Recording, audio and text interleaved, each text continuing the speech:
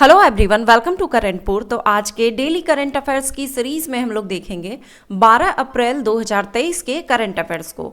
Video में end तक बने रहें। वीडियो के एंड में 11 अप्रैल 2023 के करंट अफेयर्स का हम लोग फटाफट से रिवीजन करेंगे और ये आपको सभी कॉम्पिटिटिव एग्जाम के लिए काफ़ी हेल्पफुल रहेगा। तो चलिए देखते हैं आज का करंट अफेयर्स। उससे पहले अगर आप चैनल पर नए हैं तो चैनल को सब्सक्राइब जरूर कर लें, बेल आइकन को भी प्रेस कर लें ताकि वीडियो की नोटिफिकेशन मिलती रहे। क्वेश्चन है पहला कि दूसरी अंतर्राष्ट्रीय महिला 20 यानी कि W20 की बैठक 13 और 14 अप्रैल को कहां आयोजित होगी? आंसर है ऑप्शन ए, जयपुर राजस्थान में। दूसरी अंतर्राष्ट्रीय महिला 20 यानी कि W20 की बैठक जयपुर में 13 और 14 अप्रैल को होगी। इस बैठक में G20 के 18 देशों की 120 महिलाएं भाग लेंगी।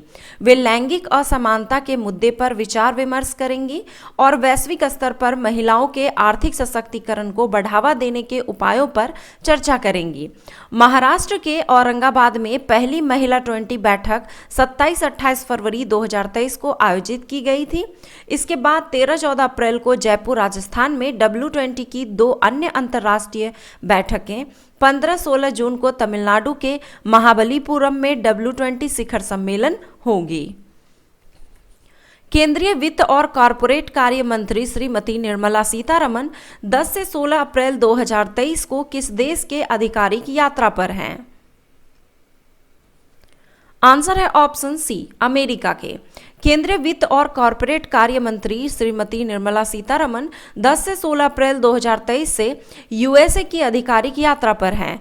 यात्रा के दौरान श्रीमती निर्मला सीतारमण विश्व बैंक समूह WBG और अंतर्राष्ट्रीय मुद्रा कोष IMF की 2023 वसंतकालीन बैठकों में भाग लेंगी। साथ ही वे G20 बैठकों, निवेशक द्विपक्षीय बैठकों और अन्य संबंधित बैठकों में भी शामिल होंगी। ये बैठकें 10 अप्रैल से 16 अप्रैल 2023 तक वाशिंगटन DC स्थित WBG यानी कि विश्व बैंक समूह और IMF यानी कि अंतर्राष्ट्रीय मुद्रा कोष मुख्यालय में आयोजित की जाएंगी।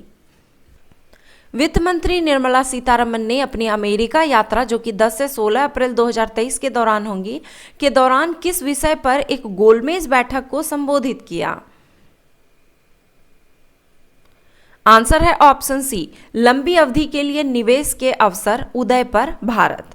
वित्त मंत्री निर्मला सीतारमण ने अपनी अमेरिका यात्रा के दौरान लंबी अवधि के लिए निवेश के अवसर उदय पर भारत विषय पर एक गोलमेज बैठक को संबोधित किया।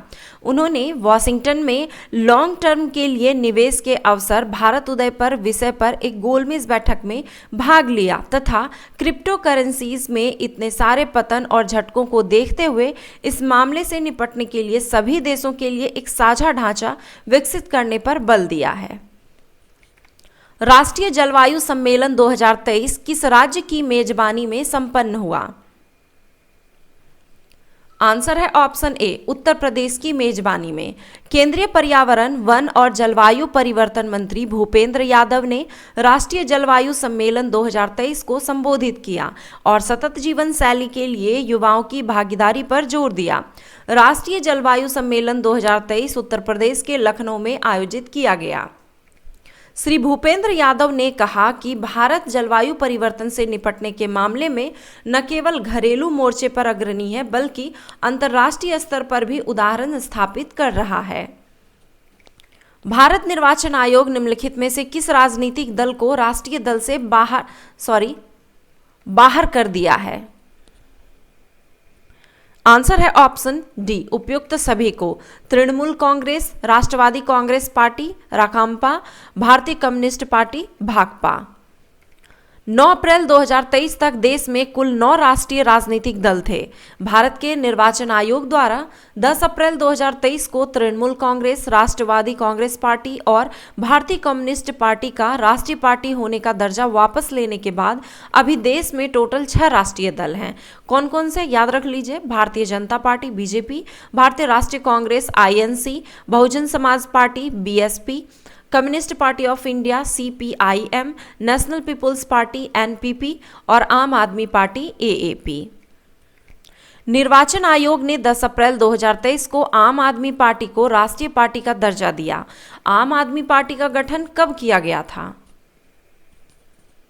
आंसर है ऑप्शन सी 2012 में।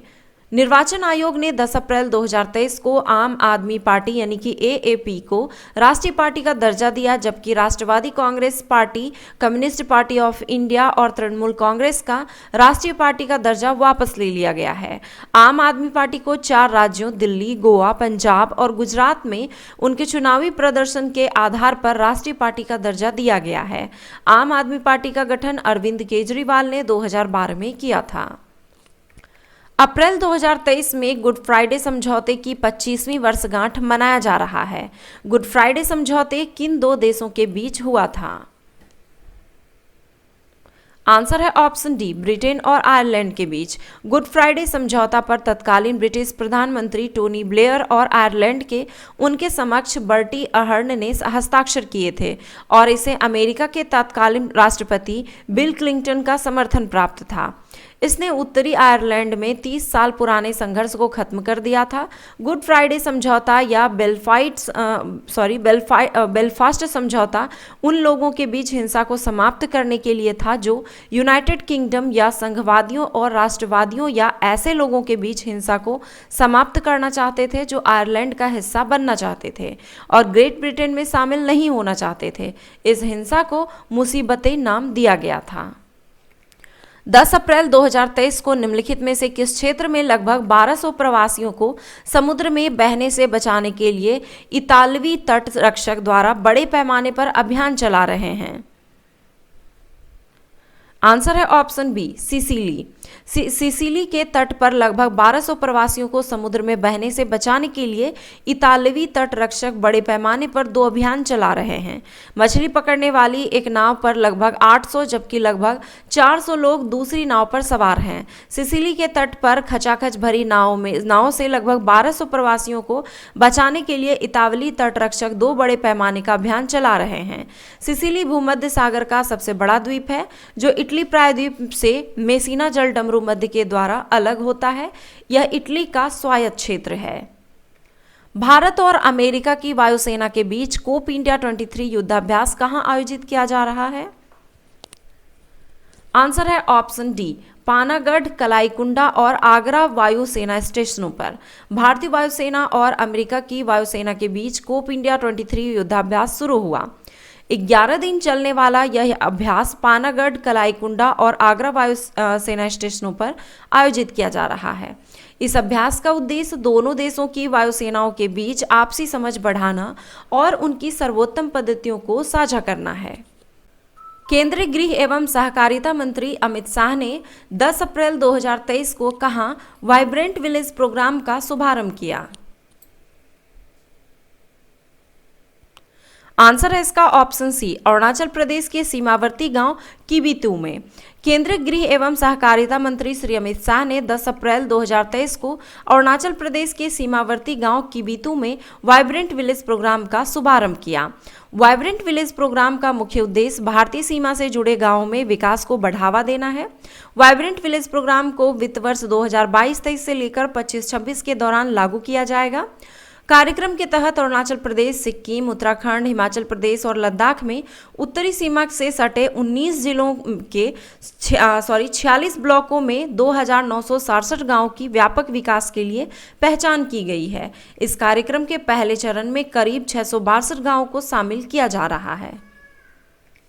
तो चलिए अब देखते हैं 11 मार्च 2023 के करंट अफेयर्स को। युद्धाभ्यास कोप इंडिया 23 किन 2 देशों के वायुसेनाओं के बीच युद्धाभ्यास है? तो भारत और अमेरिका के बीच। भारतीय विशिष्ट पहचान प्राधिकरण UIDAI किस भारतीय प्रौद्योगिकी संस्थान के साथ मिलकर टचलेस बायोमेट्रिक्स कैप्चर सिस्टम विकसित कर रहा है? तो IIT मुंबई के साथ। चर्चे में रहा मुदुमलाई टाइगर रिजर्व किस राज्य में है? तो तमिलनाडु में। जम्मू फिल्म महोत्सव का तीसरा संस्करण 8 और 9 अप्रैल 2023 को आयोजित किया गया। इसके संदर्भ में निम्नलिखित में से कौन सा कथन सत्य है? तो सभी कथन सत्य हैं कि इसे जम्मू और कश्मीर पर्यटन विभाग द्वारा आयोजित किया गया था। इस महोत्सव में 11 देशों की 50 फीचर फिल्मों, लघु फिल्मों और वृत्त चित्रों की स्क्रीनिंग की गई। महोत्सव के उद्घाटन खंड में ईरान, भारत, फ्रांस और संयुक्त राज्य अमेरिका जैसे देशों की लघु फिल्मों और एक वृत्त चित्र का प्रदर्शन किया गया। इस उत्सव का उद्देश्य जम्मू कश्मीर में पर्यटन को बढ़ावा देना और फिल्म निर्माताओं को अपनी प्रतिभा दिखाने के लिए एक मंच प्रदान करना था। किस खिलाड़ी ने T20 क्रिकेट में सर्वाधिक हैट्रिक लेने का रिकॉर्ड बनाया है? तो राशिद खान ने। किस भारतीय अमेरिकी गणितज्ञ को 2023 अंतर्राष्ट्रीय सांख्यिकी पुरस्कार प्रदान किया गया है? तो C. राधाकृष्ण राव को। राष्ट्रपति द्रौपदी मुर्मू ने गुवाहाटी हाई कोर्ट के प्लेटिनम जुबली समारोह के दौरान भरोसा नामक ऐप को लॉन्च किया, जो संबंधित है महिला सुरक्षा से। International big cats alliance IBCA को किसने लॉन्च किया है? तो प्रधानमंत्री नरेंद्र मोदी ने। विश्व का पहला जटायु एशियाई किंग गिद्ध संरक्षण एवं प्रजनन केंद्र कहाँ स्थापित किया गया है? तो उत्तर प्रदेश में। भारत के किस वैक्सीन कंपनी ने अमेरिका में आयोजित वर्ल्ड वैक्सीन कांग्रेस 2023 में best production process development award से सम्मानित किया गया? तो भारत बायोटेक कंपनी को। तो ये थे आज के करंट अफेयर्स। आई होप कि वीडियो आपको पसंद आया होगा। वीडियो पसंद आया तो लाइक ज़रूर करें, कमेंट भी ज़रूर करें, क्योंकि आपके कमेंट्स पढ़ने के बाद मुझे और भी बेहतर तरीके से वीडियो बनाने का मन करता है और मैं मोटिवेट भी होती हूँ वीडियो बनाने के लिए और काफ़ी अच्छा लगता है। तो कमेंट भी ज़रूर करें और इसे शेयर भी ज़रूर करें। धन्यवाद।